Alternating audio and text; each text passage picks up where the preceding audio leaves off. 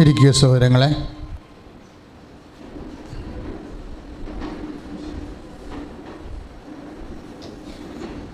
പ്രിയപ്പെട്ടവരെ, ആരെങ്കിലും മാസ്ക് ഇങ്ങനെ താഴ്ത്തിയൊക്കെ വെച്ചിട്ടുണ്ടെങ്കിൽ മാസ്ക് നേരെ എടുത്ത് വെക്കുക, കൃത്യമായിട്ട്. മൂക്കൊക്കെ മൂടി വെക്കണേ. മൂക്കും വായും ഉറപ്പായിട്ട് മാസ്കിൻ്റെ ഉള്ളിലാണെന്ന് ഉറപ്പ് വരുത്തണം. ശ്രുതികടെ ഹല്ലേലൂയ, ഹല്ലേലൂയ, ഹല്ലേലൂയ, ഹല്ലേലൂയ,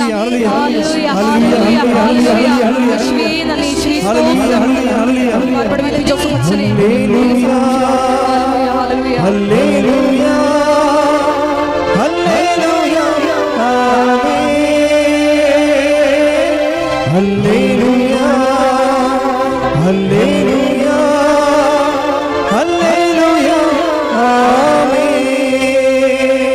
പരിശുദ്ധ പരമദിവ്യകാരുണ്യത്തിന് ആരാധനയും സ്തുതിയും പുകഴ്ചയും ഉണ്ടായിരിക്കട്ടെ.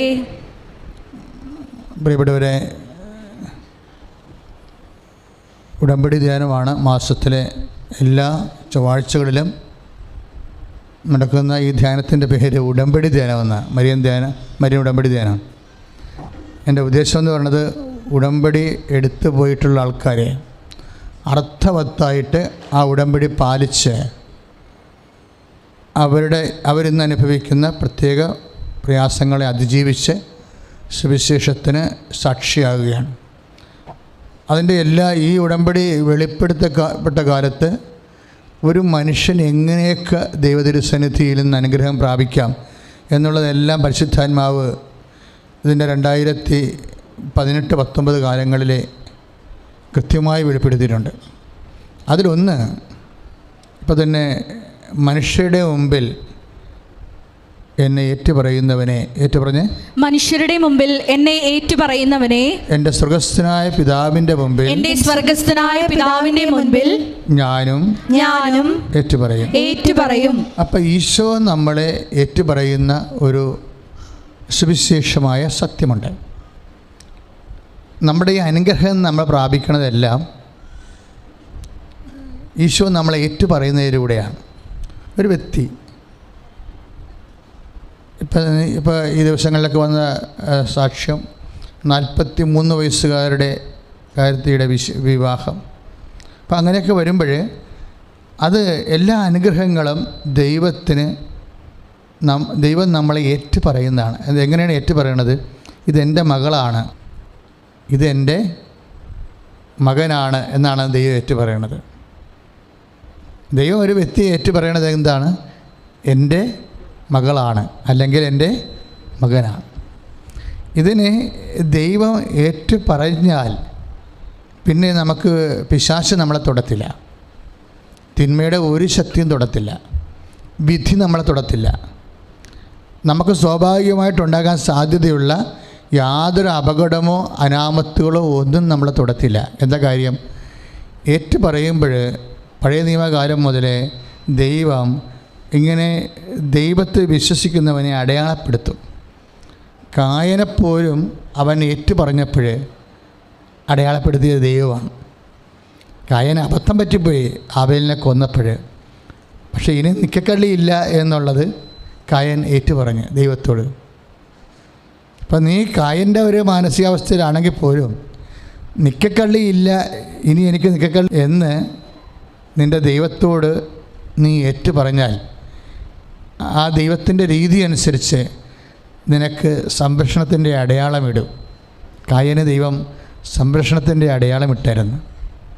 ഇപ്പോൾ നമുക്ക് ഏത് പത്തറ്റിക് കണ്ടീഷനാണെങ്കിലും, നിൻ്റെ പഴയകാല ജീവിതം എന്തവസ്ഥയാണെങ്കിലും, നീ ഒരു കാരണവശാലും ദൈവത്തിൻ്റെ തിരുസന്നിധി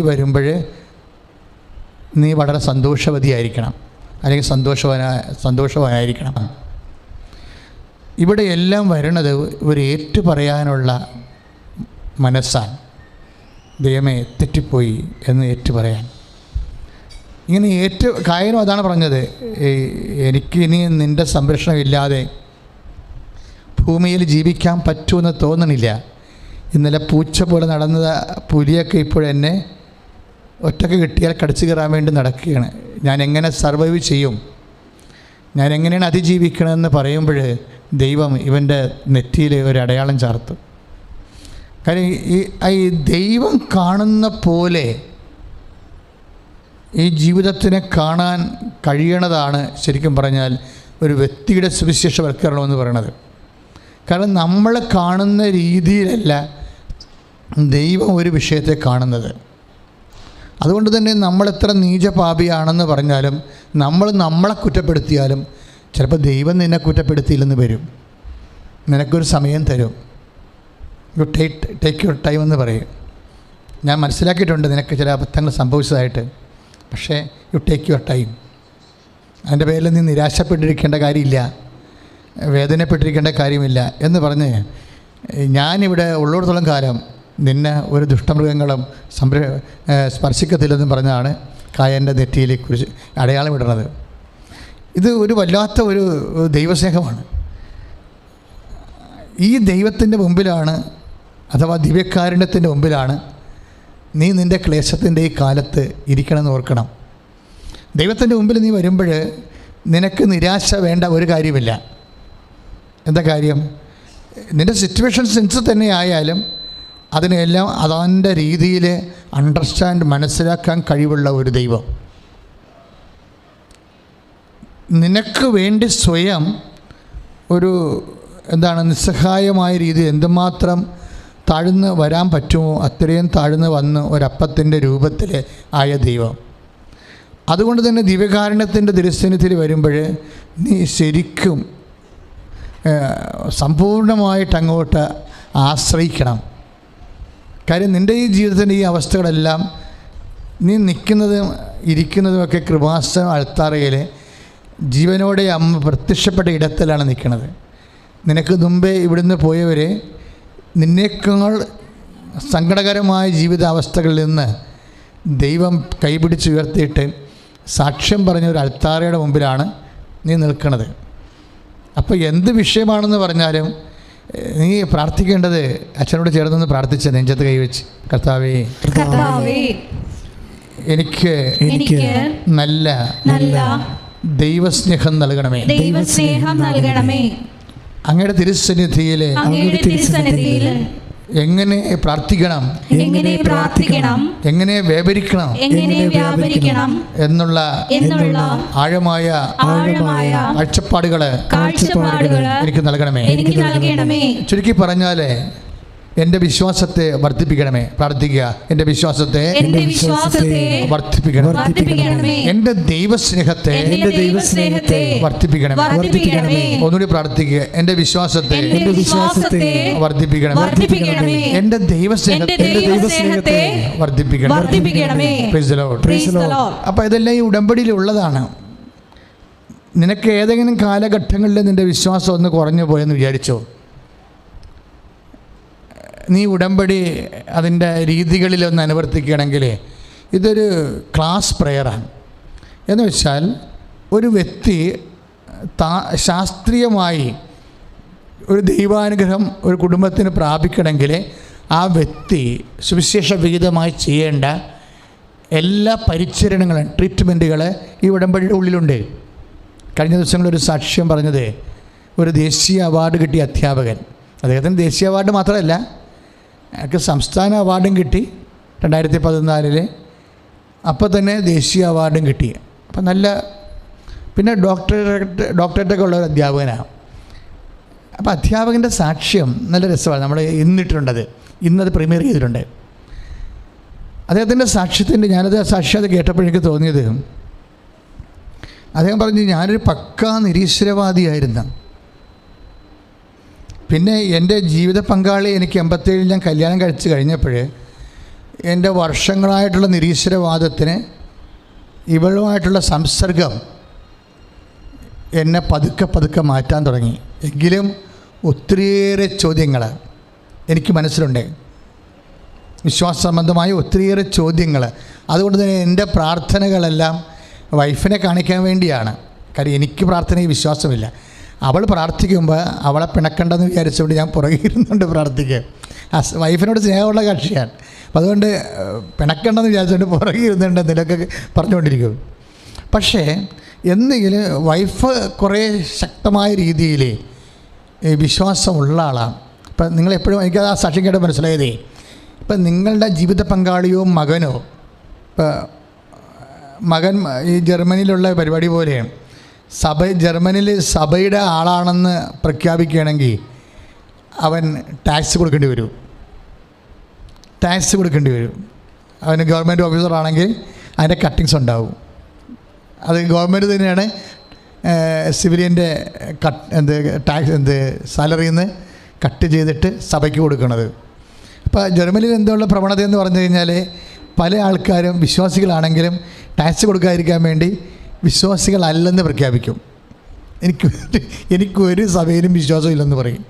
അതിൻ്റെ ഉദ്ദേശം എന്താ വെച്ച് കഴിഞ്ഞാൽ വിശ്വാസം ഇല്ലാഞ്ഞിട്ടല്ല, മറിച്ച് വിശ്വാസമൊന്നും ഉണ്ടെന്ന് പറഞ്ഞു കഴിഞ്ഞാൽ ടാക്സ് പോണത് കൊണ്ടാണ് അവരങ്ങനെ പറയണത്. ഇതുപോലെ നമ്മുടെ മക്കൾ, ചില ആൾക്കാർ അവർ പക്കാ നിരീശ്വരവാദികളാണെന്ന് അവർ പ്രഖ്യാപിക്കും. നമ്മുടെ അടുത്ത് അമ്മയടുത്ത് പറയും എനിക്കിതിലൊന്നും വിശ്വാസമില്ല, അമ്മയുടെ പാട് തിരക്കാൻ പറയും. അപ്പോൾ നമ്മൾ തലയെ കൈ വെക്കും, ദൈവം ഇതെന്ത് ഇങ്ങനെ പറയണത്? അവനങ്ങനെ പറയണം, അവന് വിശ്വാസം ഇല്ലാഞ്ഞിട്ടല്ല. അവന് വിശ്വാസം ഉണ്ടെന്ന് പറഞ്ഞാൽ അവനെ നിങ്ങളെ പ്രാർത്ഥനയ്ക്ക് വിളിക്കും. അവന് വിശ്വാസം ഉണ്ടെന്ന് പറഞ്ഞാൽ അവനോട് തവലെ വിളിച്ച് എഴുന്നേൽപ്പിച്ച് അവനെ പള്ളി വിടും. അവന് വിശ്വാസം ഉണ്ടെന്ന് പറഞ്ഞു കഴിഞ്ഞാൽ ഇതുപോലെ ഓരോ കാര്യങ്ങൾ അവൻ്റെ മേത്ത് വരും. ദാർഢ്യമില്ലാതെ അവന് ജീവിക്കേണ്ടി വരും. അപ്പം അതുകൊണ്ട് അവൻ പ്രഖ്യാപിത നിരീശ്വരവാദിയായിട്ട് ചില മക്കൾ പ്രഖ്യാപിക്കും. ചില മക്കൾക്ക് ശരിക്കും കൂട്ടുകാരുടെ കൂടെ കൂടിയിട്ട് ചിലപ്പോൾ വിശ്വാസം നഷ്ടപ്പെട്ടിട്ടുണ്ടാകാം.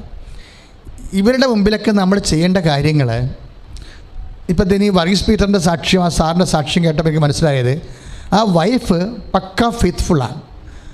ഇദ്ദേഹത്തിന് നല്ല അറിവുണ്ട്. അവരും ഗവൺമെൻറ് ഓഫീസറാണ്, ഇങ്ങനെയും ഗവൺമെൻറ് ഓഫീസറാണ്. പക്ഷേ വൈഫ് കോംപ്രമൈസ് ഇല്ലാത്ത വിശ്വാസിയാണ്. അപ്പോൾ ഒരു ജീവിത പങ്കാളി കോംപ്രമൈസ് ഇല്ലാത്ത വിശ്വാസിയായിട്ട് ഒത്തുതീർപ്പില്ല. വിശ്വാസത്തിൻ്റെ കാര്യത്തിൽ ഏത് ഭർത്താവായാലും ഒത്തുതീർപ്പില്ല. ഭയങ്കര സംഭവമാണ്. വിശ്വാസത്തിൻ്റെ കാര്യം ഒത്തുതീർപ്പില്ല എന്ന് പറയണമെന്നൊക്കെ പറയണത് പരിശുദ്ധാത്മാവിൻ്റെ അതിശക്തമായ ചില സന്നിവേശനമാണ്. ഒരു ഒത്തുതീർപ്പുമില്ല. അപ്പോൾ വൈഫിന് ഒരു ഒത്തുതീർപ്പുമില്ല വിശ്വാസ കാര്യത്തിൽ. അപ്പോൾ എന്നാ പറ്റിയിരിക്കണത്? ഇവളുടെ വിശ്വാസം കണ്ട് ഇവളുടെ ഈ വൈഫിന് ജീവിത പങ്കാളിയുടെ വിശ്വാസം കണ്ട് അയാളുടെ നിരീശ്വരവാദം പതുക്കെ ഡയലൂട്ടാകാൻ തുടങ്ങി.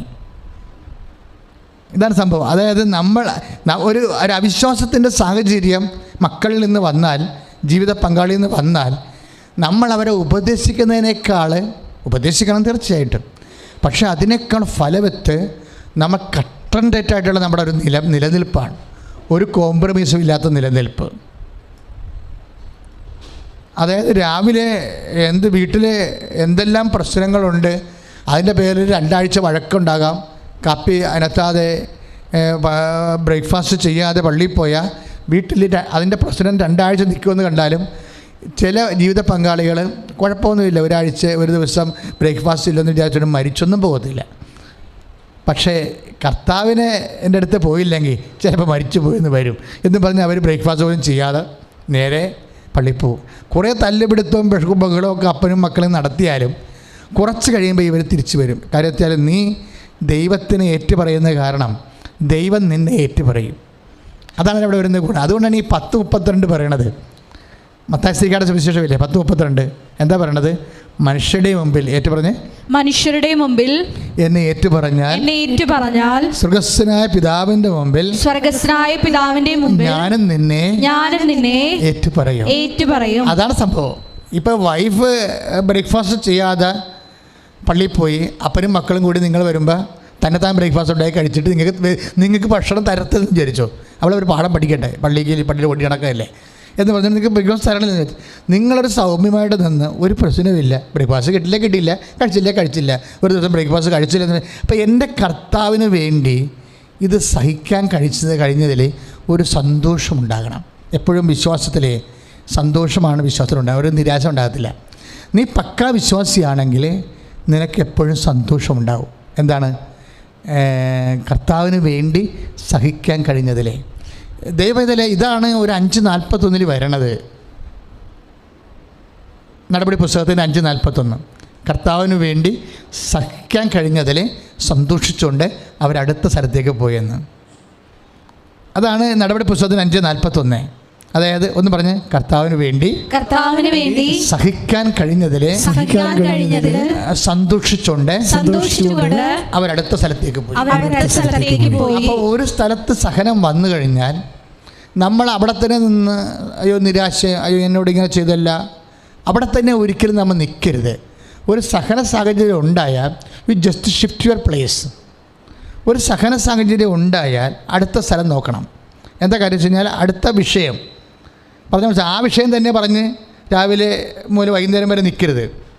വല്ല കാര്യം ഉണ്ടായിരുന്ന പശുവിനെ കഴിച്ച് കെട്ടിയില്ല, അതല്ലേ കുഞ്ഞു പോയി പാല് കുടിച്ചത്, അതും പറഞ്ഞുകൊണ്ട് ചില ചെടുത്തിമാർ പാല് കുറഞ്ഞു പോയാൽ, പശുവിന് പാല് കുറഞ്ഞു പോയാൽ കുഞ്ഞ് കുടിച്ചു കഴിഞ്ഞാൽ പിന്നെ ആ ഒരാഴ്ച മുഴുവനും അത് തന്നെ പറഞ്ഞുകൊണ്ടിരിക്കും.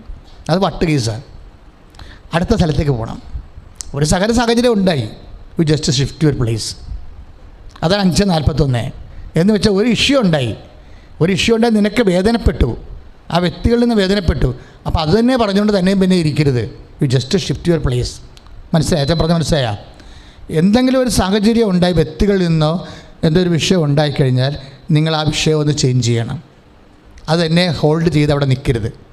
പ്രാർത്ഥിക്കുക. കർത്താവായ ദൈവമേ, ജീവിതത്തിലുണ്ടാകുന്ന ഓരോ വിഷയവും സഹന സാഹചര്യവും അത് സന്തോഷമാകുന്നത് വരെ എന്നെ വിശ്വാസത്തിൽ വളർത്തണമേ. ഒരു വിശ്വാസി എന്ന് പറയുന്നത് ആരാണെന്ന് വെച്ച് കഴിഞ്ഞാൽ, വിശ്വാസി ആരാണ്? ഒരു സഹനം എപ്പോഴാണ് നിനക്ക് സന്തോഷമായി മാറണത്, അപ്പോഴാണ് നീ വിശ്വാസിയാകണത്. അച്ഛൻ പറഞ്ഞ മനസ്സിലായില്ലേ? ഒരു സഹനം അത് യേശുനാമത്തിൽ ഉടനെ എടുക്കാൻ കഴിയണം. നമ്മളുടേത് ടൈം മദറാണ്. ടൈം മദറുമായിട്ട്, സമയമാതാവുമായിട്ട് നിനക്ക് നല്ല സമർപ്പണം ഉണ്ടെങ്കിൽ അമ്മ തരുന്ന ഒരു ദാനം, നിനക്ക് സംഭവിക്കുന്ന ഒരു വിഷയം യേശുനാമത്തിൽ ഏറ്റെടുത്ത് ഈ നടപടി 5:41 പ്രകാരം സഹനം സന്തോഷമാക്കി ഫീൽ ചെയ്യിക്കുന്നതിന് എടുക്കേണ്ടി വരുന്ന സമയം കുറഞ്ഞിരിക്കും. പറഞ്ഞ മനസ്സിലായില്ലേ? അപ്പം ചിലർക്ക് ഒരു സഹന സാഹചര്യം 3 കൊല്ലമോ അല്ലെങ്കിൽ 4 കൊല്ലമോ കഴിഞ്ഞിട്ട് മാത്രമേ അയ്യോ അത് ദൈവാനുഗ്രഹമാണല്ലോ, ദൈവപരിപാലനമായിരുന്നല്ലോ എന്ന് നമുക്ക് തോന്നത്തുള്ളൂ. ചില വിഷയം അപ്പം തന്നെ തോന്നും ഇത് ദൈവപരിപാലനയാണെന്ന് തോന്നും. അപ്പോൾ ശരിക്കും പറഞ്ഞാൽ ഒരു കാര്യം, ഇപ്പോൾ ജോലി പോയി എന്ന് പറഞ്ഞു കഴിഞ്ഞാൽ നിൻ്റെ മനസ്സിൽ ഉടനെ വരണം 12:7 ഉടനെ വരണം നിൻ്റെ മനസ്സിൽ. ലുക്കായുടെ സുവിശേഷം 12:7 എന്താണ്? ഒരു നാണയത്തൊട്ടിന് 2 കുരുവികൾ വിൽക്കപ്പെടുന്നില്ല, അതിലൊന്ന് പോലും എൻ്റെ സ്വർഗസ്ഥനായ പിതാവ് അറിയാതെ താഴെ വീഴുന്നില്ല.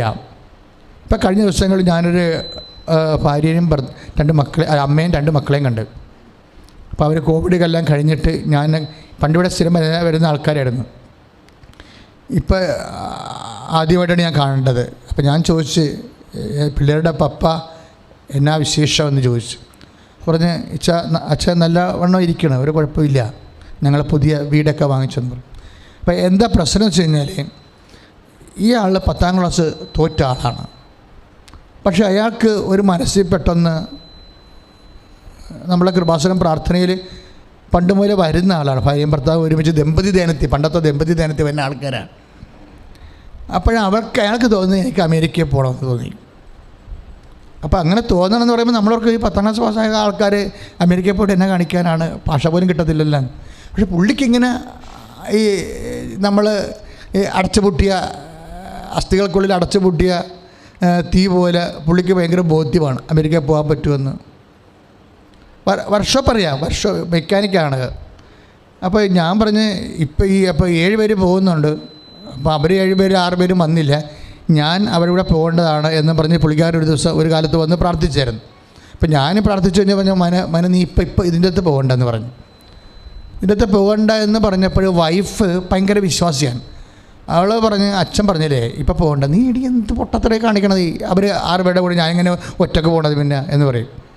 അവരുടെ കൂടെ അല്ലേ പോകേണ്ടത്, അല്ല ഞാൻ ഒറ്റക്ക് പോകണത് എങ്ങനെ ശരിയാകും, എനിക്ക് അവിടെ പോയിട്ട് വല്ല ആകാശഭൂമി അറിയാവാ, പിന്നെ നീ എന്തിങ്ങനെ പറയണത്? അല്ല അച്ഛൻ പറഞ്ഞല്ലേ പോകണ്ടെന്ന് പറഞ്ഞു. അയാൾ പോയില്ല, 6 പേര് കയറിപ്പോയി. എന്നിട്ട് ഈ 6 പേരും 3 മാസം കഴിഞ്ഞപ്പോൾ കാശെല്ലാം പോയി തിരിച്ചു പോന്നു. 6 പേരും തിരിച്ചു പോന്നു, അവിടെ കാശെല്ലാം പോയി തിരിച്ചു പോന്നു. അത് കഴിഞ്ഞപ്പോൾ പിന്നെ 3 മാസം കഴിഞ്ഞപ്പോൾ ഇങ്ങേര് കയറിപ്പോയി, ഒറ്റക്ക് കയറിപ്പോയി.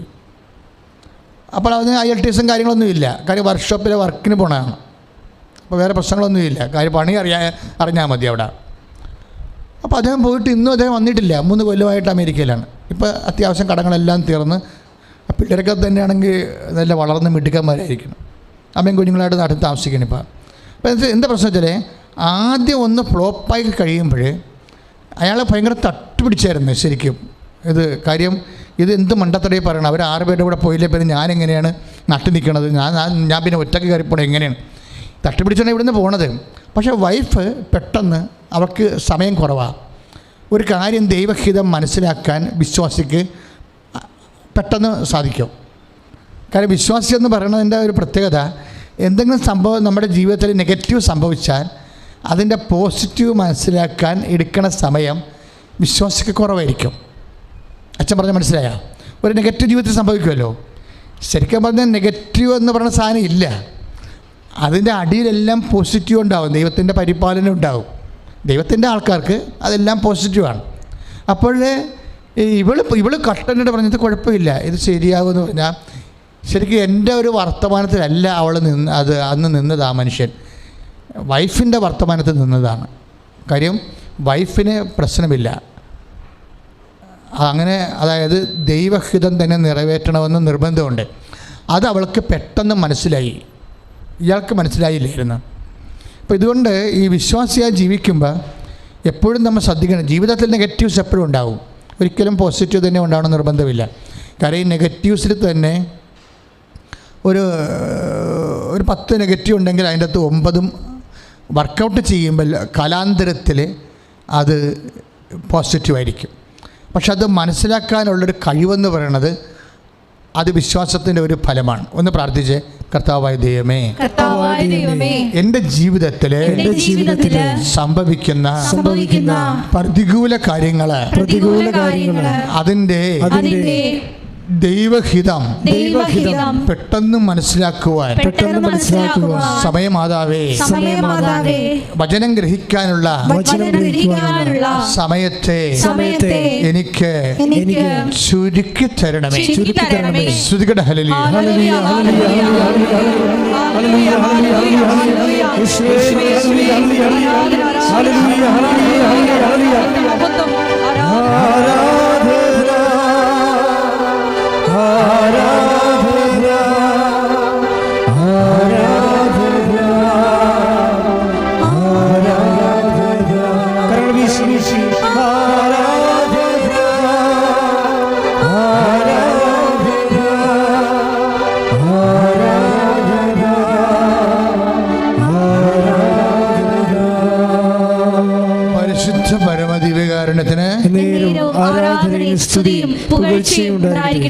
അപ്പോൾ ഇതൊരു സീരിയസ് വിഷയമാണ്.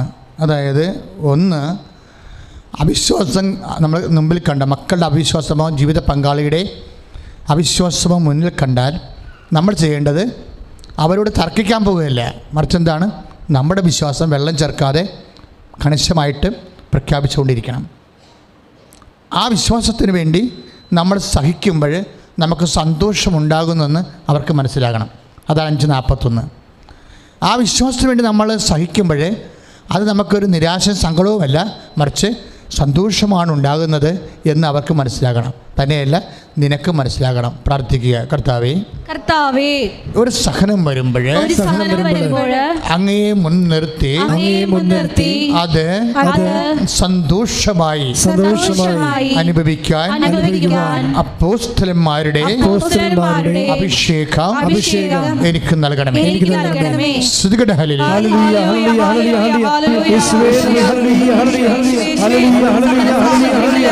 വിശ്വാസം പ്രഖ്യാപിച്ചുകൊണ്ട് അതെല്ലാം സന്തോഷമാക്കി മാറ്റുവാൻ ഞങ്ങളെ അഭിഷേകം ചെയ്യണമേ. ഹല്ലേലൂയ, ഹല്ലേലൂയ, ഹല്ലേലൂയ. പരിശുദ്ധാത്മാവേ, പരിശുദ്ധാത്മാവേ, വരദായത്തിൻ അഭിഷേകം നിന്നെ നിറയ്ക്കണമേ. പരിശുദ്ധാത്മാവേ, പരിശുദ്ധാത്മാവേ, ലോകത്തിന്റെ വിജയം നേടാൻ ധീരതയേകണമേ. പരിശുദ്ധാത്മാവേ, പരിശുദ്ധാത്മാവേ, വരദായത്തിൻ അഭിഷേകം നിന്നെ നിറയ്ക്കണമേ.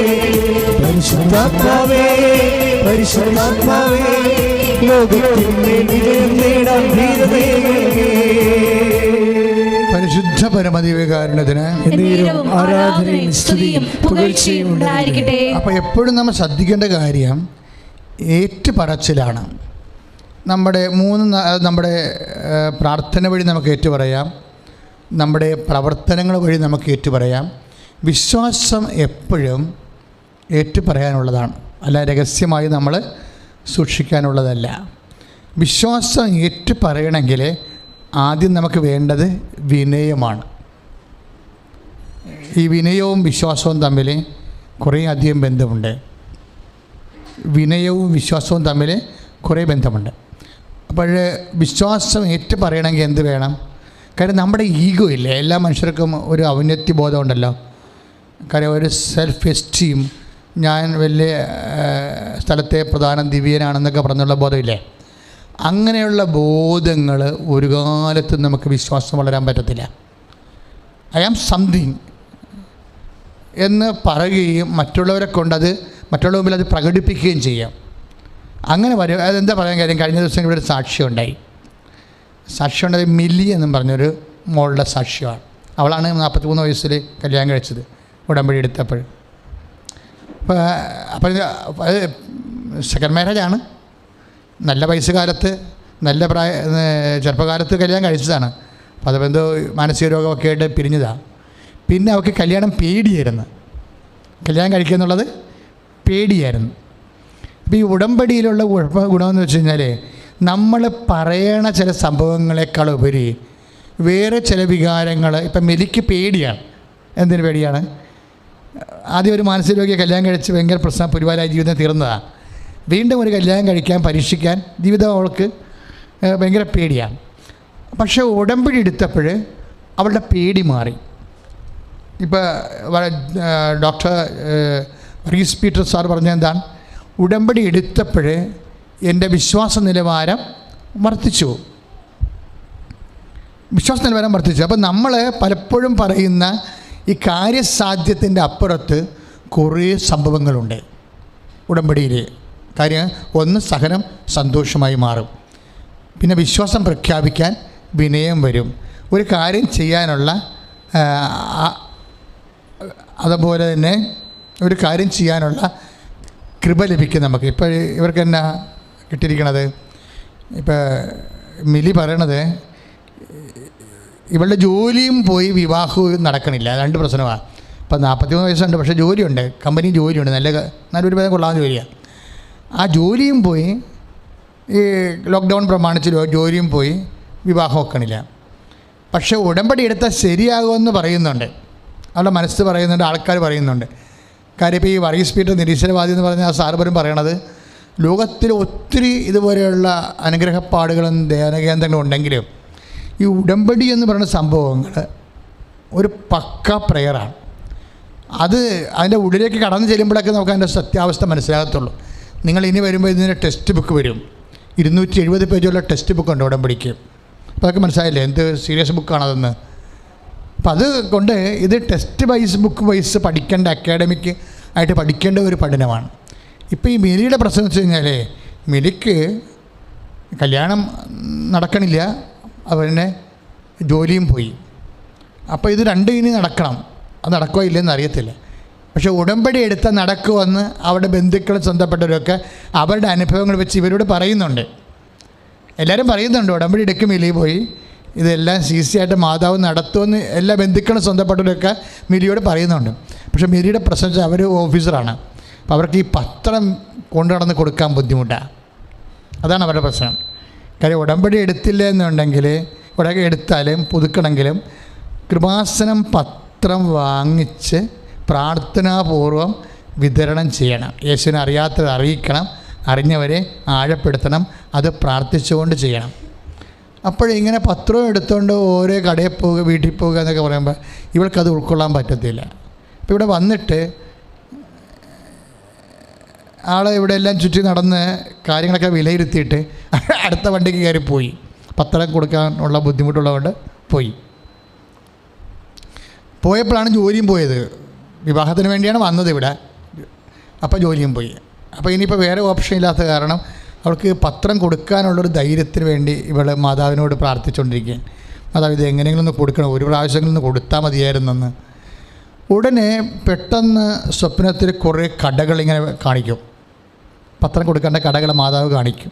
മാതാവ് നിങ്ങൾക്കറിയാമല്ലോ, ഇങ്ങനെ കുറേ സംഭവങ്ങൾ സാധാരണ നിലവാരത്തിൽ കിട്ടാത്ത, റേഞ്ചിൽ കിട്ടാത്ത കുറേ സംഭവങ്ങൾ ഈ സഞ്ചാരി മാതാവിൻ്റെ ഭാഗമായിട്ട് വരുന്നുണ്ട്. ഭയങ്കര ഇപ്പം തന്നെ ഇവളോട് എന്താ പറയണത്, ഇവൾക്ക് കുറേ കടകൾ കാണിക്കും. അപ്പോൾ ഈ കടകളെല്ലാം എന്നിട്ട് ഇവളോട് പറയും, ഈ കടകളിൽ ഈ നിരനായ റോഡിൽ കാണുന്ന കടകളില്ലേ, ഈ കടകളിൽ ചില കടകളിൽ കരുണയുടെ രൂപം പ്രതിഷ്ഠിച്ചിട്ടുണ്ട്, അവിടെ നീ ചെന്ന് ചോദിച്ചാൽ പത്രം അവരെടുക്കുമെന്ന് പറഞ്ഞു.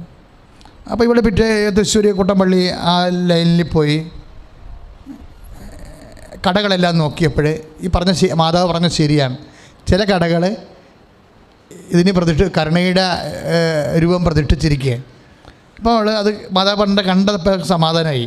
തിരിച്ചിവിടെ വന്ന് ഉടമ്പടി ചെയ്ത് 10 രൂപ മേടിച്ചുകൊണ്ട് ഈ അമ്മ പറഞ്ഞ എല്ലാ കടയിലും കൊണ്ടേ കൊടുത്ത് കഴിഞ്ഞ് കഴിഞ്ഞാൽ പെട്ടെന്ന് തന്നെ കല്യാണം നടന്നു. പെട്ടെന്ന് തന്നെ ആ കമ്പനി ലോക്കൗട്ട് ആകുമ്പോൾ കമ്പനി അവളുടെ കൂട്ടുകാരെ കൂടി അക്കോമഡേറ്റ് ചെയ്തുകൊണ്ട് പെട്ടെന്ന് ജോലി കിട്ടി. എല്ലാം ക്ലിയറായി കഴിഞ്ഞപ്പോൾ അത് വളരെ മോശമായിട്ടുള്ള ചില കാര്യങ്ങളാണ് പെട്ടെന്ന് ക്ലിയറായത്. നമ്മൾ ഈ എളിമപ്പെട്ട് ഇപ്പോൾ എന്നാ ചെയ്യണത്, അവർ ഒരു കെട്ട് പത്രത്തിന് പേരെ 3 കെട്ടും ചോദിച്ചുകൊണ്ടാണ് പോണേ ഇവിടുന്ന് സാക്ഷ്യം പറയുമ്പോൾ. അത് സന്തോഷത്തോടെയും അതാണ് കൊടുക്കണത്. സന്തോഷം കൊടുക്കണ വെച്ചാൽ ഞാൻ മുമ്പ് പറഞ്ഞ പോലെ 5:41 വർക്കൗട്ട് ചെയ്യണത്. എന്താണ്?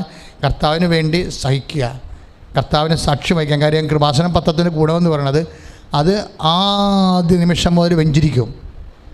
ഇപ്പോൾ ചില മീഡിയയൊക്കെ പണ്ട് പത്രത്തിനെതിരെ വിവാദങ്ങളുണ്ടായപ്പോൾ മീഡിയയൊക്കെ സോഷ്യൽ മീഡിയയിലൊക്കെ ചില ആൾക്കാർ വീഡിയോ ചെയ്തെന്താണ്, ആ വെഞ്ചരിപ്പൊന്ന് നിർത്തുകയാണെങ്കിൽ ആൾക്കാർ അന്ധവിശ്വാസത്തിലോട്ട് പോകത്തില്ലെന്നാണ് പറഞ്ഞത്. അങ്ങനെ പറഞ്ഞത്, ആ വെഞ്ചരിപ്പൊന്ന് നിർത്തുക. പക്ഷേ കൃപാസനത്തിൻ്റെ രീതി എന്ന് പറയുന്നത് അമ്മയുടേതായിട്ട് എന്ത് കൊടുത്താലും, ഇപ്പം അമ്മ പ്രത്യക്ഷപ്പെട്ട സ്ഥലത്തൊരു കിണറുണ്ടായിരുന്നു. ആ കിണർ ഞങ്ങൾ ഇപ്പം അതിൻ്റെ വാട്ടർ കാക്കനാട് കൊടുത്ത് അതിൻ്റെ കറക്റ്റാണ് അതിൻ്റെ കണ്ടൻസ് പരിശോധിച്ചിട്ട് ജനങ്ങൾക്ക് ഇന്നത് സൗജന്യമായിട്ട് കൊടുക്കുകയാണ്. ഉടമ്പടി പുതുക്കിയാല എടുത്താല അമ്മയുടെ ഈ പ്രത്യക്ഷീകരണ ഭൂമിയിലുണ്ടായിരുന്ന മണ്ണും വെള്ളമൊക്കെ കൊടുക്കും. എന്താ കൊടുക്കണമെന്ന് വെച്ച് കഴിഞ്ഞാൽ, ഇപ്പോൾ ഒരു പെര പണിയാൻ പറ്റണില്ല, അടിത്തറ കെട്ടി, പക്ഷേ പിന്നീട് ലോൺ പാസ്സായില്ല, അല്ലെങ്കിൽ അങ്ങനെ കടന്നുപോയ സംഭവങ്ങൾ. അപ്പോൾ അവിടെ കൊണ്ടുപോയി അമ്മ പ്രത്യക്ഷപ്പെടിയെടുത്ത മണ്ണ് വിശ്വാസപ്രമാണം ചൊല്ലി സ്ഥാപിച്ചു കഴിഞ്ഞാൽ ഒരു വ്യക്തിയുടെ വിശ്വാസമല്ലേ നമ്മളെന്താണ് ചെയ്തത്. അതായത് ഭൗതികമായ ചില കാര്യങ്ങൾ നമ്മൾ ചെയ്യുമ്പോൾ അതിൻ്റെ പിന്നിൽ ചില ആത്മീയമായ തത്വങ്ങളുണ്ട്. അല്ല വെറുതെ വെള്ളം കൊണ്ടുപോയി മണ്ണ് കൊണ്ടുപോയിട്ട് കാര്യമില്ല, ഉപ്പും കൊണ്ടുപോയിട്ട് കാര്യമില്ല. അതായത് നമ്മളൊരു സംഭവം ചെയ്യുമ്പോൾ നമ്മുടെ ഉള്ളിൽ ഇപ്പം അമ്മ പ്രത്യക്ഷപ്പെടെടുത്ത മണ്ണാണ് കൊണ്ടുപോയി നമ്മുടെ വിൽക്കാത്ത സ്ഥലത്ത് കൊണ്ട് ഇടണമെന്ന് വിചാരിച്ചോ, സ്ഥലം വിറ്റ് പോകണില്ല, അതുകൊണ്ട് ഇടുകയാണ് കൊണ്ട് ഇടുകയെന്ന് വിചാരിച്ചോ, അല്ലെങ്കിൽ വീട് വെക്കാൻ പറ്റണില്ല, നമ്മൾ ആ സ്ഥലത്ത് കൊണ്ടുപോയി മണ്ണിടുകയാണെന്ന് വിചാരിച്ചോ. അല്ല കിണറിൽ കഴിഞ്ഞ ദിവസം ഒരു സാക്ഷ്യം ഉണ്ടായി. കിണറിൽ കഴിഞ്ഞ കൊല്ലം മാർച്ചിൽ ഇതുപോലെ ഇപ്പോൾ ആരാധന നടത്തിക്കൊണ്ടിരിക്കുന്ന സമയത്ത് പെട്ടെന്നൊരു സന്ദേശം, ഒരു ചേച്ചി ഇവിടെ കിണറിൽ വെള്ളം വറ്റിപ്പോകുന്നതിനെക്കുറിച്ച് വേദനിക്കുന്നു.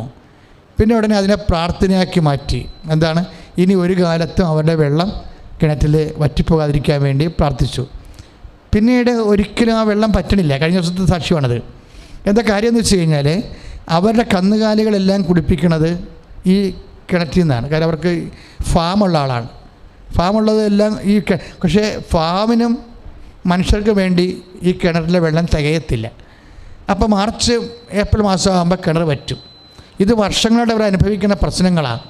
പക്ഷേ ആ ചേച്ചി പ്രാർത്ഥിച്ചുകൊണ്ടിരിക്കുന്ന സമയത്ത് ആൾത്താറിൽ നിന്ന് എനിക്ക് മെസ്സേജ് വരികയാണ്, കിണറിലെ വെള്ളം വറ്റാതിരിക്കാൻ വേണ്ടി ചേച്ചി പ്രാർത്ഥിക്കുന്നുണ്ട്, കർത്താവ് ആ പ്രാർത്ഥന ഏറ്റെടുത്തിരിക്കണമെന്ന്. ഇതാണ് കർത്താവിൻ്റെ ഒരു അവസ്ഥ. നീ എന്നാ പറഞ്ഞാലും അത് നിന്നേക്കാൾ സീരിയസ് ആയിട്ടാണ് ദൈവം ആ വിഷയം ഏറ്റെടുത്തിരിക്കുന്നത്. എന്നിട്ട് അന്ന് മുതലേ ആ കിണറ്റിൽ ഇന്ന് വരെ വെള്ളം മാറിയിട്ടില്ല. അപ്പോൾ നമ്മളവർക്ക് ഇതൊക്കെ എങ്ങനെയാണ് കർത്താവ് ചെയ്യണത്,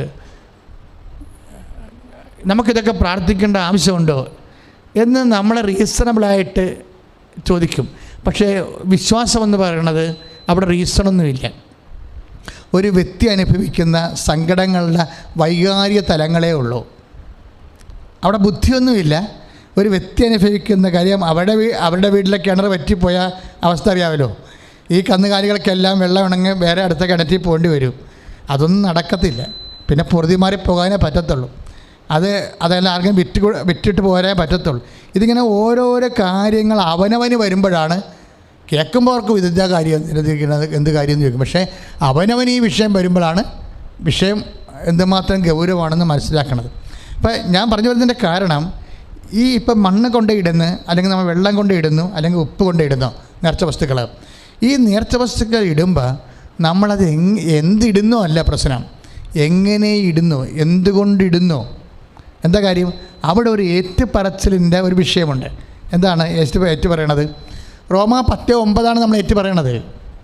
നിങ്ങൾ വെള്ളം ഇടുമ്പോഴും മണ്ണിടുമ്പോഴും ഉപ്പിടുമ്പോഴും ഒക്കെ നിങ്ങൾ വിശ്വാസ പ്രമാണം ചെല്ലുമ്പോൾ നിങ്ങൾ ഏറ്റു പറഞ്ഞത് എന്താണ്?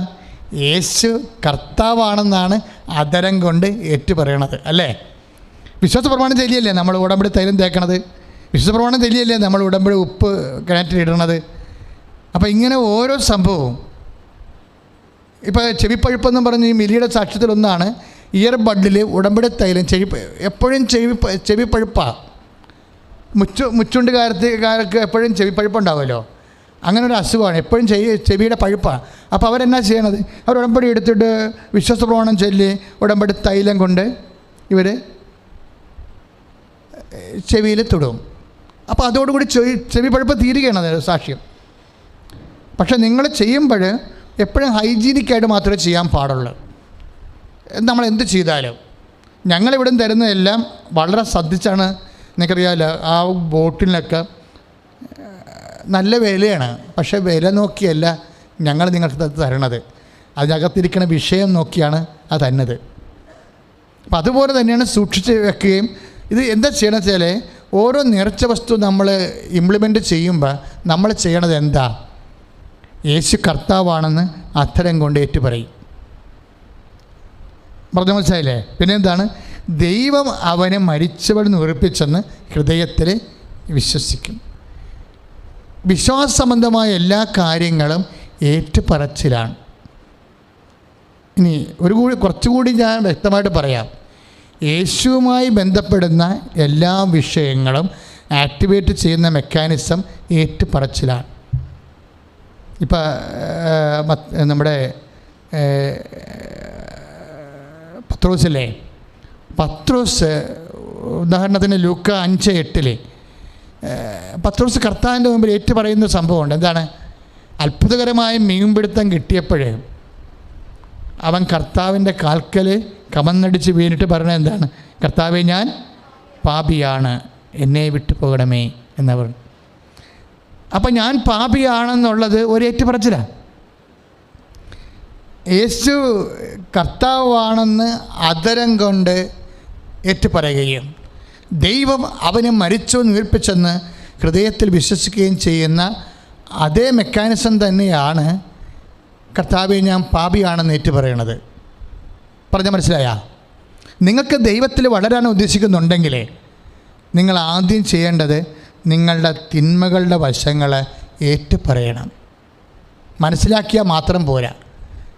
ചില ആൾക്കാർക്ക് വരുന്ന അബദ്ധം എന്താ വെച്ച് കഴിഞ്ഞാൽ, അവരുടെ വീക്ക്നെസ് അവർ മനസ്സിലാക്കും, പക്ഷെ മനസ്സിലാക്കിയതുകൊണ്ട് കാര്യമില്ല. ഇത് നമ്മൾ ഏറ്റുപറയണം. ഏറ്റുപറയണത് ഒന്നെങ്കിൽ ഈ സഭയിലുള്ള ഏറ്റുപറച്ചിലെന്ന് പറയണത്, ഒന്നെങ്കിൽ നമ്മൾ പൊതുവായിട്ട് സാക്ഷ്യം പറയുമ്പോൾ ജനങ്ങളോട് ഏറ്റുപറയും. ഞാനിങ്ങനെ ഇപ്പോൾ ആ നിരീശ്വരവാദിയായ ഡോക്ടർ വർഗീസ് പീറ്റർ പറഞ്ഞ ഏറ്റുപറച്ചിലാണത്. ഞാൻ കർത്താവിനോട് വിശ്വാസമില്ലാതെ നടന്നു പോയിട്ടുണ്ട് എൻ്റെ കഴിഞ്ഞ കാലങ്ങളിൽ, അതിലെനിക്ക് ഒത്തിരിയേറെ വിഷമമുണ്ട് എന്ന് പറഞ്ഞാൽ അത് ഏറ്റുപറച്ചിലാണ്. നിൻ്റെ കഴിഞ്ഞ കാല ജീവിതത്തിൽ ദൈവത്തെ മറന്നു പോയിട്ടുണ്ടെങ്കിൽ തിരിച്ചു വരാൻ എളുപ്പമാണ്. അല്ല, ഇത് എന്ത് ചെയ്യാം, എല്ലാം വന്ന് സംഭവിച്ചു പോയില്ലേ, ഇനിയിപ്പോൾ എന്നാ ചെയ്യാനാണെന്നല്ല. ആ സംഭവങ്ങളെല്ലാം കൃപയാക്കി മാറ്റണമെങ്കിൽ നീ കൃപാസനത്തിൽ നിന്ന് പോകണമെങ്കിൽ തന്നെ മാതാവിനോട് പറഞ്ഞ, അമ്മേ, അബദ്ധങ്ങൾ കുറേ പറ്റിയിട്ടുണ്ട്, ഞാനിപ്പോഴത് മനസ്സിലാക്കുകയാണ്, ഏറ്റുപറയുകയാണ്, എന്നെ സഹായിക്കണം. കാരണം ഏറ്റുപറച്ചിലെന്ന് പറയുന്നത് ബൈബിളിലെ ഏറ്റവും വലിയ സംഭവമാണ്. പ്രാർത്ഥനയേക്കാൾ ശക്തമാണ് ഈ ഏറ്റുപറച്ചിലിന് വരുന്നത്. കാരണം ഏറ്റുപറച്ചിൽ തന്നെ ഒരു പ്രാർത്ഥനയാണ്. അപ്പോൾ ഈ പ്രാർത്ഥനകളെല്ലാം തന്നെ ഏറ്റുപറച്ചിലാണെങ്കിൽ ഇപ്പോൾ ആ ചുങ്കക്കാരൻ എന്താ പറയണത്? ദൈവമേ, പാപിയായ എൻ്റെ മേൽ കനിയണമേ. അപ്പം നീതീകരണമാണ്. അപ്പോൾ കർത്താവ് പറയും, അവൻ പരിസരനേക്കാൾ നീതീകരിക്കപ്പെട്ടവനായിട്ട് വീട്ടിലേക്ക് മടങ്ങിയെന്നാണ് പറയണത്. അവിടെ അവൻ എന്താ ചെയ്തത്? അവൻ സ്വർഗത്തിലേക്ക് നോക്കാൻ പോലും ധൈര്യം കാണിച്ചില്ലാതെ കർത്താവിനോട് പറഞ്ഞു, കർത്താവേ, കർത്താവിൻ്റെ മുഖത്ത് നോക്കാതെ താഴേക്ക് നോക്കി നിന്ന് പറയുന്നൊരു മനുഷ്യൻ്റെ ഒരു മാനസികാവസ്ഥ ഭയങ്കരമാണ്. എന്താ പറയണത്? കർത്താവേ, ഞാൻ പാപിയാണ്, എന്നോട് കനിയണമേ. അപ്പോൾ തന്നെ നീതീകരണമായി.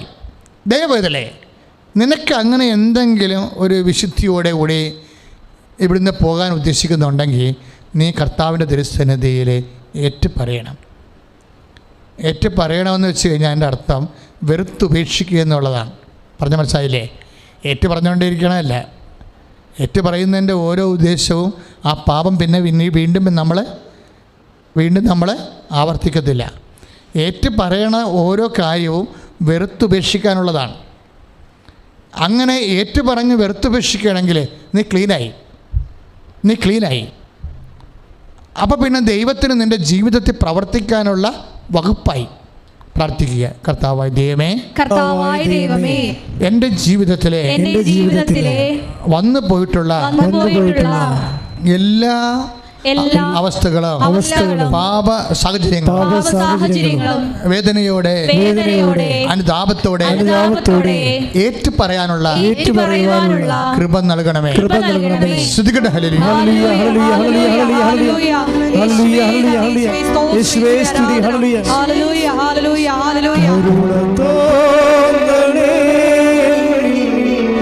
ഹല്ലേലൂയ.